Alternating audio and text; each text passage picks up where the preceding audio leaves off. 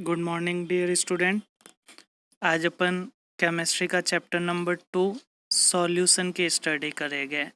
Solution का मतलब विलयन होता है। अब सबसे पहले अपन इस चैप्टर में विलयन को परिभाषित करेंगे कि विलयन की डेफिनेशन क्या होती है। तो आपको ध्यान रखना है कि दो या दो से अधिक पदार्थों का जो समांगी मिश्रण होता है उस समांगी मिश्रण को विलयन कहते हैं। तो अपने पास यहाँ पे मिक्सर होगा, लेकिन कंडीशन ये है कि जो मिक्सर होगा वो मिक्सर होमोजीनस होगा, समांगी होगा। दोनों कंपोनेंट्स एक दूसरे में कंप्लीटली मिसिबल हो गए तो ऐसे मिक्सर को अपन समांगी मिश्रण कहेंगे। जैसे पानी में अपन शुगर को मिक्स कर दे, जैसे पानी में अपन नमक को मिक्स कर दे, ये सारे आपस में मिलकर के समांगी मिश्रण का निर्माण करते हैं और इस समांगी मिश्रण को ही हम विलयन कहते हैं। अब अगर आपको पूछा जाए कि विलयन के कितने घटक होते हैं तो आपको बताना है कि विलयन के दो घटक होते हैं। एक घटक जो होता है उसे विलेय कहते हैं और दूसरा घटक जो होता है उसे विलायक कहते हैं। विलेय का मतलब होता है कि जो अपनी प्रावस्था से विलुप्त हो जाता है उस घटक को विलेय कहते हैं, और विलायक का मतलब होता है कि जो घटक अपनी प्रावस्था में बना रहता है उस घटक को हम विलायक कहते हैं। तो कहने का मतलब इस चैप्टर में अपन को जिस विलयन की स्टडी करनी है वो विलयन हमारे पास द्विअंगी विलयन होगा। द्विअंगी का मतलब दो कंपोनेंट्स होंगे, एक कंपोनेंट्स विलेय होगा और दूसरा कंपोनेंट्स विलायक होगा। अब विलयंस को कितने टाइप्स में विभाजित किया जाता है या फिर विलयन के कितने प्रकार होते हैं, तो आपको ध्यान रखना है कि विलयन को मेनली 3 भागों में डिवाइडेड करते हैं अपन। पहला होता है जिसको गैसीय विलयन बोलते हैं, दूसरा होता है जिसको अपन द्रव विलयन बोलते हैं, और तीसरा विलयन जो होता है उसको अपन ठोस विलयन बोलते हैं। अब सबसे पहला जो गैस विलयन है, इस गैस विलयन में जो विलायक होता है वो विलायक गैसीय अवस्था में होता है और उस विलायक में हम गैस, द्रव या ठोस किसी को भी मिक्स करके विलयन बना सकते हैं। दूसरा विलयन जो होता है वो द्रव विलयन होता है। इस द्रव विलयन में अपने पास जो विलायक होगा वो विलायक द्रव अवस्था में होगा और इसमें भी अपन गैस, द्रव या ठोस किसी को भी मिक्स करके विलयन बना सकते हैं। तीसरी कंडीशन है ठोस विलयन। ठोस विलयन में विलायक ठोस अवस्था में होगा और इसमें भी तीनों को मिक्स करके आप विलयन का फॉर्मेशन कर सकते हो। तो टोटल जो विलयन हो गए आपके पास वो 9 प्रकार के हो गए। पहला गैस विलयन से 3, दूसरा द्रव से भी 3 और ठोस से भी 3। तो टोटल विलयन आपके पास 9 टाइप्स हो गए। ये टेबल दी गई है, इस टेबल में देख सकते हो आप। जैसे सबसे पहले विलयन का प्रकार दे रखा है। विलयन के प्रकार में सबसे पहला गैसीय विलयन दे रखा है आपको। अब यहाँ पे जो विलेय हैं वो विलेय पहले गैस को लिया गया है और विलायक कौन है आपके पास? गैस हैं। तो यहाँ पे दो गैसों का मिश्रण या फिर वायु, ये इसका एग्जाम्पल हो गया। इसी तरह से आप सारे जो सॉल्यूशन यहाँ पे दे रखे हैं उनको देख सकते हो और इनके एग्जाम्पल याद कर सकते हो। तो ये टोटली विलयन के टाइप्स होते हैं। अब नेक्स्ट टॉपिक आता है कि सांद्रता की इकाइयाँ। सबसे पहले सांद्रता का मतलब क्या होता है? तो सांद्रता का मतलब आपको ध्यान रखना है कि आपके पास जो विलयन है उस विलयन में विलेय की जितनी मात्रा घुली हुई है उस विलेय की मात्रा को हम सांद्रता से प्रदर्शित करते हैं। तो अगर आपको सांद्रता पूछे तो आपको बताना है कि विलेय की उपस्थित मात्रा उस विलयन की सांद्रता होती है। क्लियर है? अब सांद्रता व्यक्त करने की बहुत सारी विधियाँ होती है, लेकिन इसमें मेनली आपको जो विधियाँ प्रदर्शित की गई है, सबसे पहली विधि है द्रव्यमान प्रतिशत। अब द्रव्यमान प्रतिशत का मतलब क्या होता है कि विलेय पदार्थ के भार भागों जो विलयन के 100 ग्राम भार भाग में उपस्थित हो द्रव्यमान प्रतिशत कहलाता है। कहने का मतलब आपके पास जो विलयन का भार है उस विलयन के भार में विलेय का जितना भार उपस्थित है उस भार का आपको प्रतिशत निकालना है और उस प्रतिशत को ही हम द्रव्यमान प्रतिशत कहेंगे। तो द्रव्यमान का मतलब भार होता है और भार को आपको किस में लेना है, ग्राम में। तो इसका फॉर्मूला हो जाएगा विलेय की ग्राम में मात्रा अपॉन विलयन की ग्राम में मात्रा और प्रतिशत निकालना है तो किससे मल्टीप्लाई करना है, 100 से। तो ये इसका फॉर्मूला। अब आपको पता है कि विलयन जो होता है वो विलयन विलेय और विलायक दोनों से मिलकर के बना हुआ होता है। तो विलयन की जगह आप विलेय की ग्राम में मात्रा प्लस विलायक की ग्राम में मात्रा भी लग सकते हो, क्योंकि विलयन में विलेय और विलायक दोनों ही उपस्थित होते हैं। तो नेक्स्ट फॉर्मूला जो दे रखा है आपको, उसमें आपको ऊपर विलेय की ग्राम में मात्रा दे रखा है और नीचे विलेय और विलायक दोनों को ऐड करके ग्राम में मात्रा दे रखी है और इनटू 100 कर रखा है परसेंटेज निकालने के लिए। अब इसके अलावा आप शॉर्ट में फॉर्मूला बनाना चाहो तो विलेय को स्मॉल w से रिप्रेजेंट कर सकते हो और विलेय और विलायक को आप WB और WA से रिप्रेजेंट कर सकते हो और फॉर्मूला बना सकते हो। तो अगर शॉर्ट में करना है आपको तो स्मॉल w विलेय हो गया और कैपिटल W सॉल्यूशन हो गया। अब WB आपके पास विलेय की ग्राम में मात्रा है, WB आपके पास नीचे भी विलेय की है और WA आपके पास विलायक की ग्राम में मात्रा है, इनटू 100 कर दिया। इसके बेस पे आप न्यूमेरिकल भी सॉल्व कर सकते हो। क्लियर। दूसरी सांद्रता व्यक्त करने की विधि जो है वो विधि आपके पास आयतन प्रतिशत है।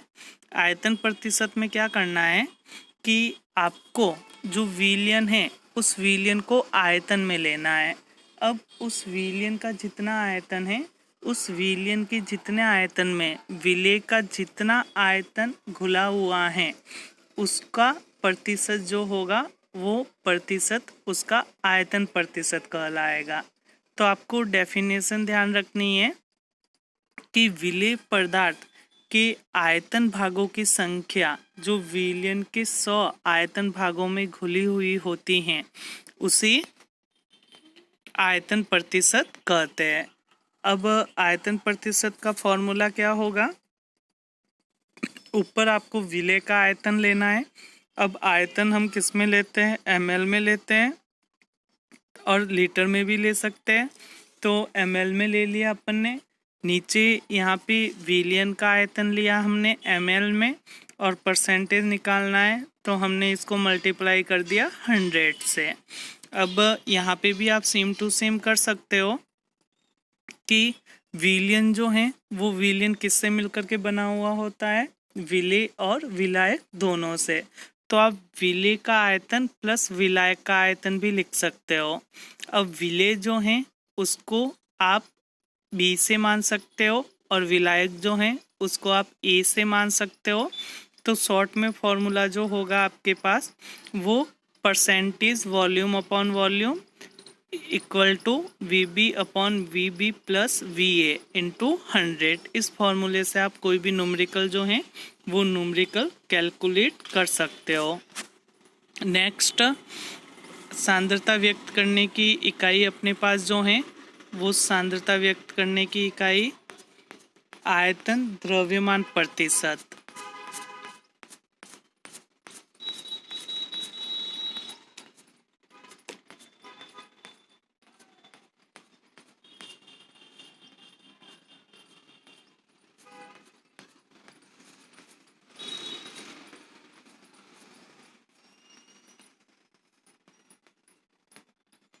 द्रव्यमान आयतन प्रतिशत।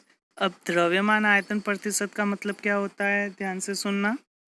द्रव्यमान आयतन प्रतिशत का मतलब होता है कि आपके पास जो सॉल्यूशन होगा वो सॉल्यूशन आपके पास लीटर में या फिर ml में होगा, उसको आपको आयतन में लेना है। और आपके पास जो विलेय हैं उस विलेय को आपको ग्राम में लेना है। तो आपके पास डेफिनेशन हो जाएगी कि विलेय पदार्थ का भार या ग्राम में मात्रा भी बोल सकते हो आप, जो विलयन के 100 आयतन भाग में घुली हुई होती हैं उसी द्रव्यमान आयतन प्रतिशत कहते हैं।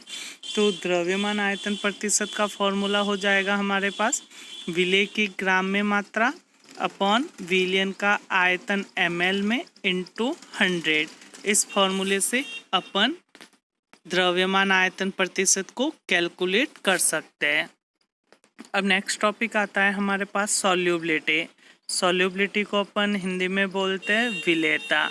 अब विलेयता की डेफिनेशन होती है कि एक निश्चित ताप पर आपका टेम्परेचर जो होगा वो टेम्परेचर फिक्स होगा और उस टेम्परेचर पर 100 ग्राम द्रव विलायक में ठोस की ग्राम में अधिकतम घुलनशील मात्रा को ठोस की विलेयता कहते हैं।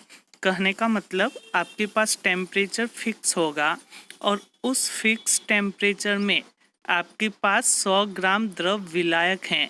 उस 100 ग्राम द्रव विलायक में आप ठोस को जितना ज़्यादा घोल सकते हो वो उस ठोस की विलेयता हो जाएगी। तो ऐसे विलयन को हम संतृप्त विलयन बोलते हैं और इसको हम सॉल्युबिलिटी या विलेयता बोलते हैं। अब ठोस की विलेयता को प्रभावित करने वाले कारक। ठोस की विलेयता को प्रभावित करने वाले कारक का मतलब है कि जब हम किसी भी ठोस को द्रव में मिक्स करके कोई भी सॉल्यूशन बनाते हैं तो सॉल्यूशन बनाने पर कौन कौन से फैक्टर्स ऐसे होते हैं जो उस ठोस की विलेयता को प्रभावित करते हैं।